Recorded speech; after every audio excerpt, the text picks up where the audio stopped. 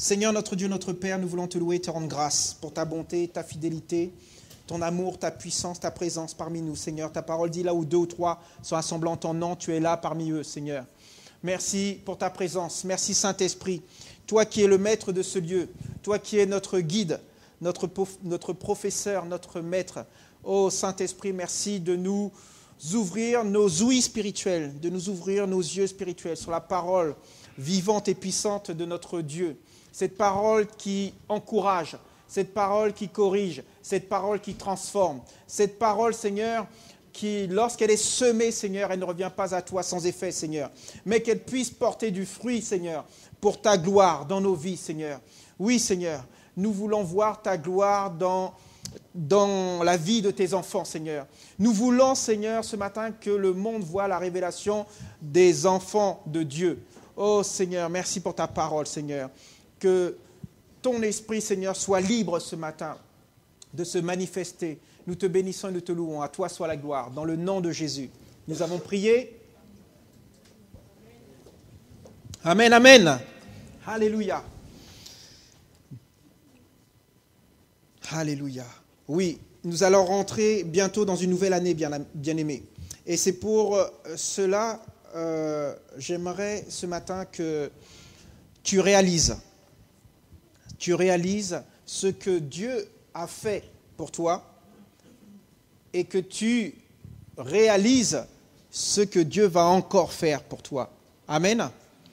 Nous allons ouvrir la Bible ce matin dans le livre des Nombres au chapitre 13. Une histoire que l'on connaît très bien. C'est l'histoire des 12 espions qui vont aller dans le pays de Canaan. Amen. Alléluia. J'ouvre la Bible donc dans le livre de Nombres, chapitre 13, à partir du verset 1. Je lis la parole de Dieu. Amen. L'Éternel parla à Moïse et dit : envoie des hommes pour explorer le pays de Canaan, que je donne aux enfants d'Israël. Tu enverras un homme de chacune des tribus de leur père. Tous seront des principaux d'entre eux. Moïse les envoya du désert de Paran, d'après l'ordre de l'Éternel. Tous ces hommes étaient des chefs des enfants d'Israël. Voici leurs noms. Pour la tribu de Ruben, Shamua, fils de Zakour. Pour la tribu de Siméon, Shapha, fils de Hori. Pour la tribu de Juda, Caleb, fils de Jephuné. Pour la tribu d'Isaacar, Jigual, fils de Joseph. Pour la tribu d'Éphraïm, Osée, fils de Nou. Pour la tribu de Benjamin, Palti, fils de Raphou. Pour la tribu de Zabulon, Gadiel, fils de Sodi. Pour la tribu de Joseph, la tribu de Manassé, Gadi, fils de Suzi. Pour la tribu de Dan, Amiel, fils de Gemali. Pour la tribu d'Azer, Sétur, fils de Michaël. Pour la tribu de Nephtali, Nakbi, fils de Vossi. Pour la tribu de Gad, Geluel, fils de Maki. Tels sont les noms des hommes que Moïse envoya pour explorer le pays. Moïse donna à Osée, fils de Nun, le nom de Josué. Moïse les envoya pour explorer le pays de Canaan.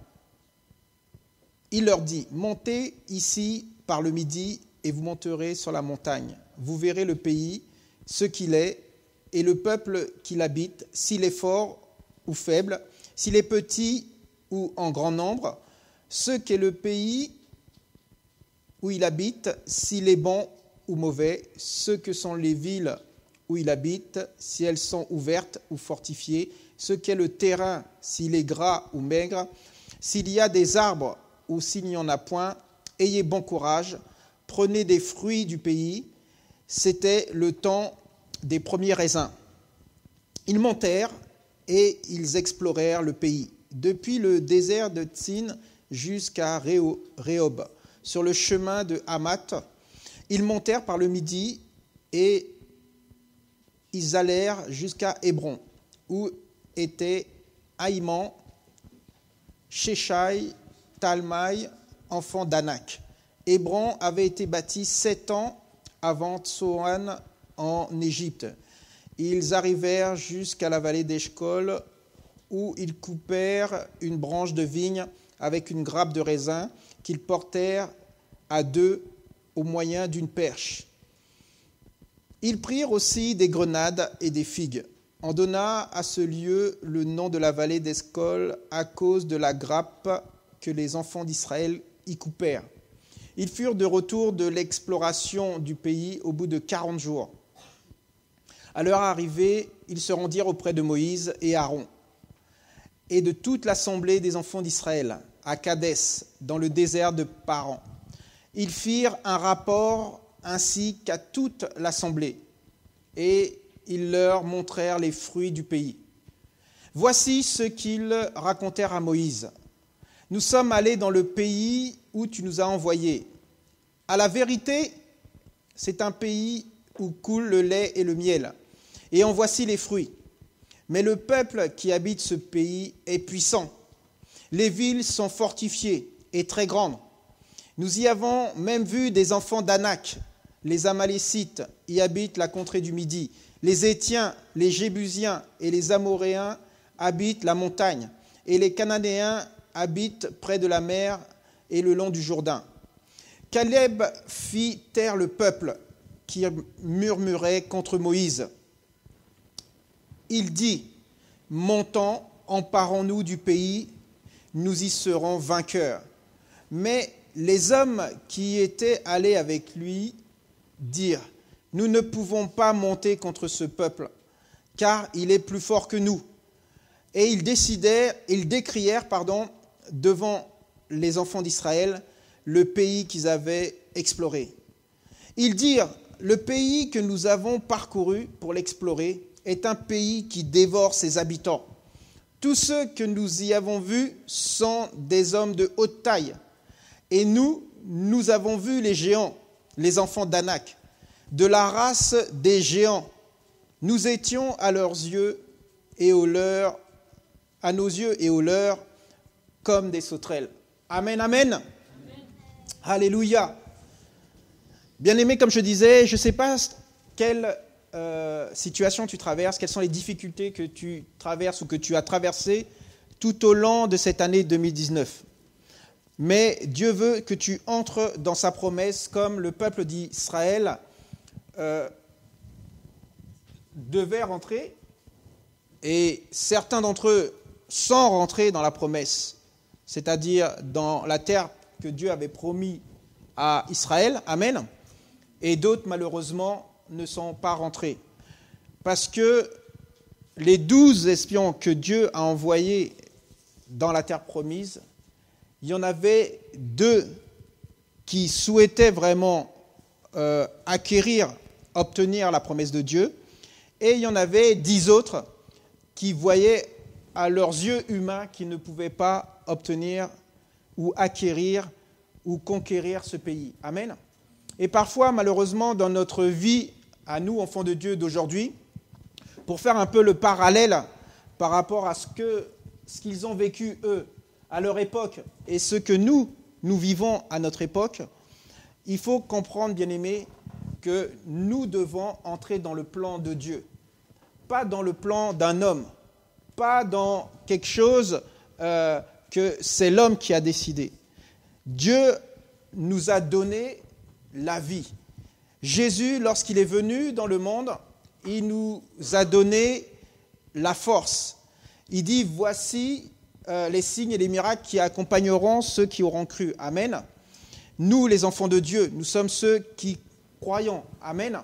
Il a dit aussi, voici, je vous donne tout le pouvoir sur toutes les puissances des ténèbres, toutes les puissances du mal. Amen. Et bien des enfants de Dieu, malheureusement, ne réalisent pas ce que le Seigneur Jésus nous a donné. Ce que nous avons en Christ et ce que nous sommes en Christ. Et ce que nous pouvons faire en Christ. Et nous sommes ballottés nous sommes comme des pantins dans la main du diable. Pourquoi? Parce que nous regardons à ce que nous voyons et pas ce que nous avons, ce que nous possédons, que ce soit la force, que ce soit tous les attributs de Dieu que Dieu nous a donnés, tous les bienfaits que Dieu nous a donnés, toutes les promesses. Amen. Bien-aimé, cette année qui s'écoule, repasse-toi cette année en mémoire, repasse-toi cette année dans le cœur et vise plus haut en 2020 avec le Seigneur. Lorsque ces espions sont arrivés, ils ont vu la taille de leurs problèmes. Ils ont regardé, ils ont dit non mais ça, nous ne pouvons pas le faire. Ils ont découragé le peuple d'Israël parce qu'il y avait des géants, parce qu'il y avait ces peuples qui étaient plus grands, plus forts. Alors pourquoi Dieu leur avait donné cette terre? Dieu ne savait-il pas qu'il y avait des géants, qu'il y avait des épreuves, qu'il y allait avoir des combats? Bien-aimé, dans ta vie aussi, tu vas avoir des épreuves, tu vas avoir des combats, il y aura des géants. Mais dans toutes ces choses, tu es plus que vainqueur par celui qui t'a aimé. C'est ça que tu dois réaliser. Ce n'est pas réaliser la taille des difficultés, la taille de toutes les choses qui peuvent t'arriver dans ta vie. C'est regarder à Jésus et ce qu'il t'a donné, comment tu es équipé. C'est ça le plus important. Mais malheureusement, on voit la foi faiblir. On voit des enfants de Dieu découragés. On voit des enfants de Dieu abattus parce qu'ils ne renouvellent pas leurs pensées avec la parole de Dieu. Et donc, ils ne peuvent pas obtenir les promesses de Dieu. Et c'est exactement ce qui s'est passé.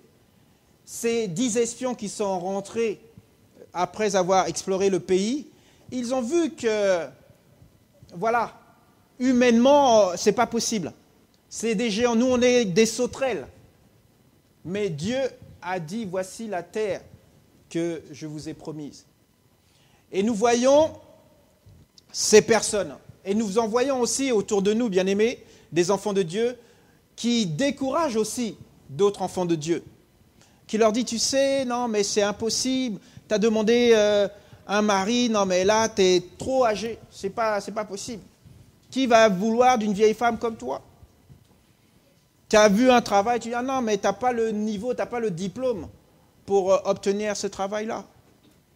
Tu veux une voiture, une maison, ah oui, non, mais regarde tes finances, comment tu peux avoir, comment tu penses espérer avoir ça? Nous sommes trop découragés par les mauvaises paroles, au lieu de s'accrocher à ce que dit la parole de Dieu. La Bible dit, nous pouvons tout par Christ qui nous donne la force. La Bible dit que nous sommes bénis de toutes les bénédictions spirituelles en Jésus-Christ. Amen. Dieu veut que tu sois prospère dans tous les domaines de ta vie. Que tu sois en aussi bonne santé spirituelle que santé physique.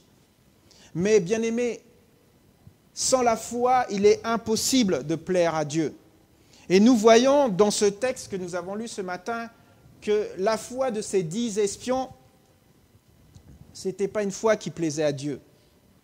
Et vous savez, ces 10 espions-là ne sont pas rentrés dans la terre promise parce qu'ils n'avaient pas cette foi qui plaît à Dieu.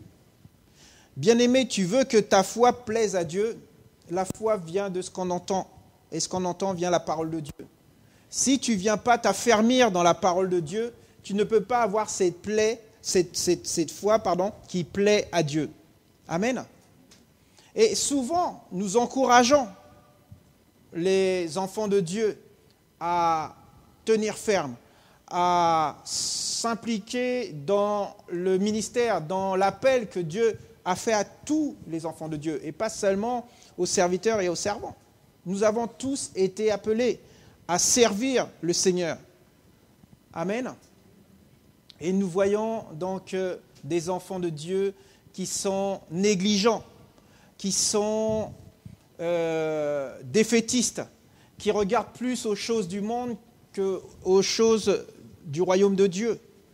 Et malheureusement, c'est des portes ouvertes au malin qui fait ce qu'il veut avec ses enfants de Dieu, malheureusement. Amen. Mais la bonne nouvelle, bien-aimés, c'est que lorsqu'on regarde le texte aussi, on voit qu'il y avait deux espions. Deux espions qui avaient confiance en Dieu, qui avaient cette foi qui plaît à Dieu, cette foi qui déplace les montagnes, cette foi qui abat les géants, cette foi qui réjouissait le cœur de Dieu. Amen. Parce que lorsque Dieu nous donne quelque chose, il nous le donne pour notre bien. La Bible dit que la bénédiction de Dieu ne se fait suivre d'aucun chagrin. Amen. Donc tu ne peux pas être béni et être dans la tristesse. Lorsque tu es béni, tu es dans la joie et tu répands cette joie autour de toi. Amen. Et donc, lorsque ces deux espions ont vu la promesse de Dieu, c'est ça, bien-aimé. Lorsque tu penses à la promesse de Dieu, il faut que tu aies tes yeux fixés sur la promesse de Dieu. Ils ont vu que c'était un pays où coulait le lait et le miel. Amen. Et il y avait plein de bonnes choses. Et ils étaient heureux de voir ça. Ils n'ont pas fait obstruction. C'est-à-dire, ils n'ont pas mis de côté ces géants, tous ces peuples. Ils ont regardé aux bonnes choses. Mais c'est vrai que lorsque ces 10 espions ont évoqué toutes ces difficultés, tous ces géants, tous ces peuples, toutes ces villes fortifiées qu'il fallait en gros combattre, ils étaient dans la joie. À votre avis, pourquoi? Ils sont sortis d'un pays où ils étaient esclaves pendant des années. Dieu les a délivrés, comme il nous a délivrés du royaume des ténèbres pour nous transporter dans son royaume de lumière. La Bible montre, où c'est écrit que lorsqu'ils sont sortis d'Égypte, bien aimés, ils ne sont pas sortis comme des malheureux. Ils sont sortis heureux, joyeux, avec les trésors d'Égypte. Et Dieu les accompagnait tout au long du chemin. Dieu ne les a jamais abandonnés, bien aimés, dans le désert. Peut-être tu traverses un désert et tu ne vois pas la main de Dieu. Mais sache que Dieu est avec toi. Il a dit, je ne t'abandonnerai jamais, je ne te délaisserai pas. Mais c'est ta foi, bien-aimé, qui va te faire tenir dans ce que tu traverses. En regardant à Dieu et pas en regardant à ce désert où il ne se passe rien, où il n'y a rien il y a rien à espérer. Amen. Dieu était avec eux jour et nuit, comme Dieu est aujourd'hui avec toi jour et nuit. Toi qui es son enfant, tu as son Esprit Saint en toi. Il est avec toi jour et nuit. Il n'y a pas un instant où le Saint-Esprit n'est pas avec toi, si tu es enfant de Dieu. Il est là à tous les moments. Lorsque Jésus a été tenté par le diable dans le désert, vous savez, Jésus, il faut toujours regarder à Jésus, à se dire, dans la situation que je me trouve, qu'est-ce que Jésus aurait fait? Amen. Nous devons toujours se poser cette question-là. Se rappeler ce que dit la parole. Lorsqu'il y a une embrouille, ou lorsqu'il y a un désaccord, ou lorsqu'on a une dispute, on doit toujours se rappeler qu'est-ce que Jésus aurait fait dans cette situation-là. La Bible nous dit que nous devons nous aimer les uns les autres. Amen. La Bible nous dit que nous devons même aimer nos ennemis. Amen. Alors qu'est-ce que nous, on fait dans des situations où on devrait mettre en pratique la parole de Dieu? Nous devons nous poser cette question, bien-aimés. Parce que si nous ne nous posons pas cette question-là, nous ne pouvons pas grandir. Amen. On ne doit pas occulter la parole de Dieu quand ça nous plaît. Ça veut dire, là, non, dans cette situation-là, je ne regarde pas la Bible. Ça me rappelle d'ailleurs cette histoire d'un homme de Dieu qui était... c'est l'apôtre qui me racontait cette histoire. Un homme de Dieu pasteur, tout le monde le connaissait pour sa sagesse, c'était un exemple. Et son mari lui dit, non mais t'as vu à quelle heure tu rentres, c'est inacceptable et tout ça. Moi je vais aller voir ton pasteur parce que c'est pas possible. Donc il va voir le pasteur et il lui dit, non mais vous croyez que c'est 1 heure pour que mon épouse elle rentre à la maison, tout ça. Moi je vais vous taper, tout ça, parce que c'est pas normal. Et donc, lorsque l'homme il commence à menacer le pasteur il dit, bon allez, moi je dépose la Bible là, vas-y on va se battre. Donc est-ce que ça, c'est une bonne réponse? Est-ce que ça, c'est un exemple que Jésus aurait fait? Il aurait dit, bon, les disciples, partez, moi je vais m'occuper, je vais me battre avec eux. Nous devons toujours refléter l'exemple de Jésus. Ce n'est pas parce qu'il n'y a pas de chrétiens autour de nous qu'on doit réagir comme le monde. Amen. Nous devons toujours réagir comme le Seigneur Jésus l'aurait fait. Rappelez-vous, lorsque ces hommes ont voulu lapider la femme, Jésus a dit que celui qui n'a pas péché lapide cette femme-là. Amen. Personne n'a levé la... Parce que, bien aimés, nous devons être aussi refléter l'amour de Jésus pour tout le monde. Amen. Donc, je reviens par rapport à ces 2 espions, Caleb et Josué, qui sont rentrés, qui a dit en effet, il y a des géants. En effet, ça ne va pas être facile. Mais nous savons que le Seigneur est avec nous. Voilà la foi que nous devons chacun avoir. Savoir qui nous sommes en Christ. Savoir que Dieu est avec nous dans tous les instants de notre vie. Savoir que la difficulté que nous traversons n'est que passagère, que nous allons la surmonter avec la grâce de Dieu, parce que c'est dans notre faiblesse que sa puissance se manifeste. Si tu n'arrives pas, bien-aimé, à comprendre ça, Dieu ne peut pas se manifester pleinement dans ta vie. Nous devons nous remettre complètement à Dieu, s'abandonner à Dieu, s'humilier devant Dieu, reconnaître que la situation nous dépasse. Seigneur, voilà, je m'en remets à toi parce que là, la situation me dépasse. Humainement, ce n'est pas possible. Et je sais qu'avec toi, tout est possible parce que la Bible dit que tout est possible à celui qui croit. Vous savez, les paroles de Dieu, elles doivent sortir de vous. C'est ça qui vous booste, c'est ça qui vous donne de l'énergie, de la force d'affronter toutes les difficultés. Amen. Si, bien-aimé, tu n'as pas cette parole en toi qui peut ressurgir dans des difficultés, tu ne peux pas surmonter la difficulté. Tu n'as pas une parole de soutien, tu n'as pas une parole de force qui te porte, bien-aimé. Tout se trouve dans la parole de Dieu. Est-ce que tu prends le temps d'être dans la présence de Dieu? Est-ce que tu prends le temps de te nourrir spirituellement pour te fortifier de toutes les attaques, de tous les combats que tu peux avoir dans le monde? Rappelle-toi ce que te dit la parole de Dieu. L'homme ne vivra pas de pain seulement, de nourriture spirituelle, veut dire la parole de Dieu, de nourriture naturelle, pardon, hein, mais de toute parole qui sort de la bouche de Dieu. Le Seigneur, il a dit, je veille sur ma parole pour l'accomplir. Dieu connaît les plans et les projets qu'il a sur toi, mais il faut que tu rentres dans le plan de Dieu, pas dans ton plan à toi. C'est vrai, on peut avoir des projets, on peut avoir des plans. La Bible nous le dit dans le livre des Proverbes. Mais un seul qui va l'accomplir, c'est le Seigneur. C'est lui qui dirige les pas. Amen. Bien-aimé, ne laisse pas cette nouvelle année arriver. C'est pour ça que Dieu m'a mis à cœur ce message pour te préparer, pour que tu puisses prendre une décision en disant non, je ne veux pas que l'année 2020 soit comme l'année 2019. Je veux que les choses changent. Je veux grandir spirituellement. Je veux devenir mature spirituellement. Je veux être fortifié par la parole de Dieu. Je veux que lorsqu'il m'arrive quelque chose, c'est une parole d'encouragement qui sort de mon cœur. Il faut que tu te donnes les moyens, bien-aimé. Tu dois changer certaines choses dans ta vie, bien-aimé.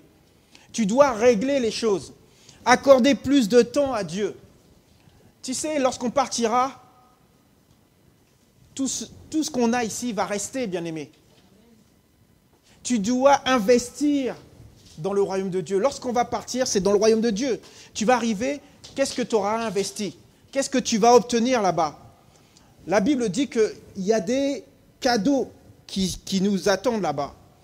Dieu va récompenser chacun de nous par rapport à tout ce qu'on aura fait ici sur terre pour le royaume de Dieu. L'année 2020, bien-aimés, moi j'ai envie de vous voir transformés.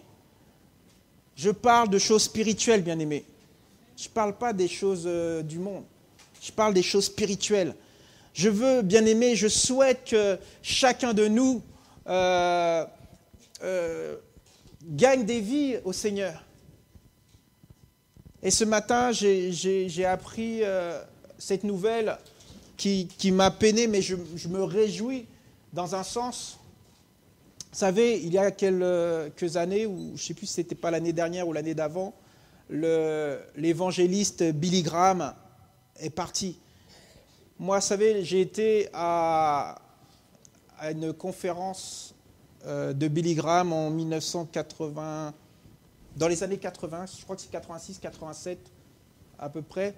Et c'est là vraiment j'ai reçu le Seigneur. Parce que Dieu a appelé des hommes pour prêcher la bonne nouvelle de Christ. Vous savez, lorsque les gens ils donnent leur vie à Christ, ils ont un poids qui sort d'eux. Et ils versent toutes les larmes de leur corps parce que c'est une nouvelle vie qui se présente à eux. Et là, hier, c'est le frère Rénard Bonquet qui est parti dans la présence de Dieu. Et ça m'attriste parce que c'était quelqu'un qui aimait beaucoup Dieu, qui aimait les hommes. Je lisais, il a annoncé la parole, il a prêché à plus de 77 millions de personnes, plus que ce que nous sommes en France. 77 millions d'âmes il a gagné à Jésus. Vous vous rendez compte? Un pays entier, et même plus. Et nous devons nous poser la question. Le Seigneur nous a appelés à être des gagneurs d'âmes, à annoncer la bonne nouvelle. Il dit, voilà, allez annoncer, allez prêcher la bonne nouvelle à toute la créature. Nous devons, bien aimés, faire aussi les comptes, savoir à qui on a annoncé la bonne nouvelle, combien de vies ont été gagnées. Chacun de nous, bien aimés, nous devons faire les comptes. Et nous devons aussi examiner notre cœur. Amen. Moi, je me réjouis qu'il soit dans la présence de Dieu. Mais voilà encore un exemple pour nous. Bien-aimés, nous ne pouvons pas... Jésus revient bientôt. Et nous ne pouvons pas rester passifs dans la maison de Dieu. Nous devons nous bouger. Nous devons servir Dieu, annoncer la bonne nouvelle. En tout cas, être des témoins vivants de ce qu'est Jésus dans notre vie. Bien sûr, nous ne sommes pas tous des évangélistes. Mais en marchant selon la parole de Dieu, en marchant comme Christ a marché sur terre, nous pouvons aussi gagner des âmes à Jésus par notre exemple. Amen. Nous pouvons être un exemple dans nos familles, dans nos lieux de travail. Amen. Voici cette terre promise, ce plan que Dieu a pour toi et pour moi en 2020. Vous savez, il y a beaucoup de gens qui ne réalisent pas. Lorsqu'on travaille pour Dieu, Dieu travaille pour nous. Les gens ils ne se rendent pas compte, bien-aimés. Il y en a qui pensent que ce n'est pas vrai, c'est un mensonge. Non, ce n'est pas un mensonge, c'est la vérité. Lorsque tu fais l'œuvre de Dieu, Dieu prend soin de toi. La Bible dit que le Seigneur est ton berger. Tu ne manqueras de rien. Regardez la vie des hommes de Dieu et des femmes de Dieu. Ils ne manquent de rien. Regardez les gens qui sont proches de vous. Vous allez voir, ceux qui servent fidèlement le Seigneur ne manquent de rien. Vous pensez parce qu'il n'a pas ça, parce qu'il n'a pas ci, parce qu'il n'a pas ça. Ce n'est pas un manque, bien-aimé. C'est qu'il n'en a pas besoin. Dieu pourvoit à tous les besoins. Amen. Dieu ne pourvoit pas aux choses. Il va dire, mais pourquoi? Ça ne sert à rien. Si moi, par exemple, je demande à Dieu un avion.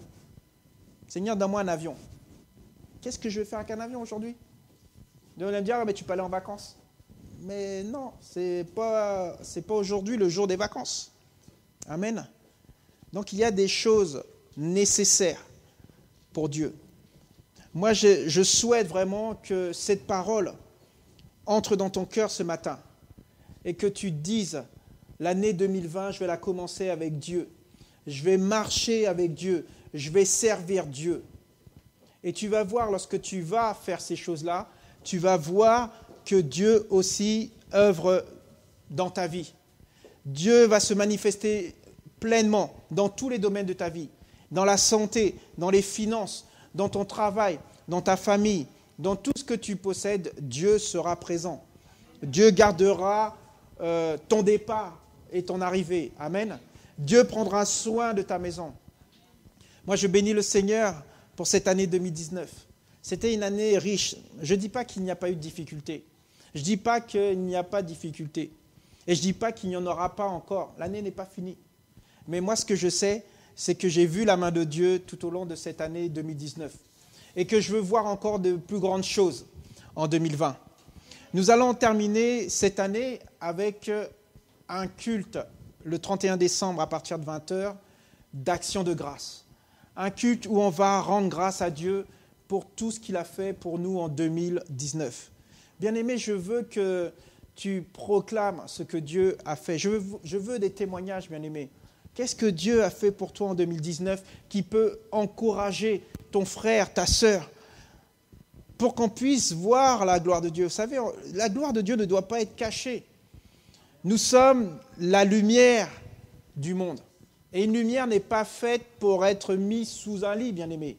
N'est pas faite pour être cachée, bien-aimé. La lumière, elle est faite pour éclairer les autres. Ton témoignage va éclairer les autres, va encourager les autres. Amen. Viens rendre grâce à Dieu ce jour-là. Viens glorifier le Seigneur. Viens manifester cette joie que Dieu a mis en toi. Nous allons vraiment passer un bon moment dans la présence de Dieu. Vraiment, impliquez-vous. Vous savez, c'est vrai, je disais tout à l'heure, tout le monde n'est pas évangéliste, tout le monde n'est pas pasteur, tout le monde n'est pas. Mais Dieu a mis en chacun de ses enfants un don. Et ce don-là, tu peux l'utiliser. Ne garde pas ce don-là. Rappelez-vous l'histoire de ceux qui avaient reçu les talents. Il faut utiliser ce que Dieu t'a donné, bien-aimé. Tu dois faire ce que tu peux faire dans la maison de Dieu. Tu dois être utile, bien-aimé. Pas être comme Onésime. Je ne sais pas si vous connaissez ce personnage de la Bible qui disait qu'il ne servait à rien. Tout le monde sert à quelque chose, bien-aimé. Et Dieu compte sur ton implication dans ton église locale. Dieu compte sur ta présence dans toutes les réunions que nous faisons. On ne fait pas ces réunions-là pour rien. Au contraire, on est en train de bâtir des choses dans le monde spirituel. Nous sommes là, bien-aimés, réunis, c'est vrai, entre quatre murs. Mais lorsque nous prions Dieu, lorsque nous louons Dieu, c'est dans le monde spirituel que nous le faisons. Et nous sommes en train de préparer des choses pour qu'ils puissent se manifester dans le monde naturel. Amen. Soyez bénis, nous allons prier. Seigneur notre Dieu, notre Père, nous voulons te louer, te rendre grâce pour ta bonté et ta fidélité. Oh Seigneur, merci Seigneur pour ta parole qui est vivante. Oh Père éternel, nous ne voulons pas finir, Seigneur, cette année, Seigneur, sans que tu aies déposé dans notre cœur, Seigneur, cette décision, Seigneur, que nous devons prendre pour grandir encore un peu plus dans ta parole. Oui, Seigneur, que tu puisses mettre cette semence, qu'elle puisse porter du fruit, Seigneur, pour ta gloire dans l'année à venir, Seigneur. Mais nous ne voulons pas finir cette année, Seigneur, sans commencer Ce n'est pas le fait de se dire, oui, en 2020, je vais le faire, mais déjà commencer à donner des pas en ce temps de fin d'année. Nous te bénissons et nous te louons, Seigneur. Merci pour la vie de chaque frère et sœur ici présent. Merci, Seigneur, pour la vie de tous ceux qui nous regardent sur les réseaux sociaux, Seigneur. Ô Père éternel, que tu puisses, Seigneur, te manifester pleinement, Seigneur, dans leur vie. Ouvre leurs yeux, Seigneur, leurs yeux spirituels, afin qu'ils réalisent, Seigneur, qu'ils ont un don, un talent à utiliser, Seigneur, dans ta maison, dans ton royaume, dans la mission, Seigneur, que tu nous as donnée à chacun, chacune, à faire sur cette terre. Nous te glorifions et nous te louons. À toi soit la gloire. Au nom de Jésus-Christ, nous avons prié.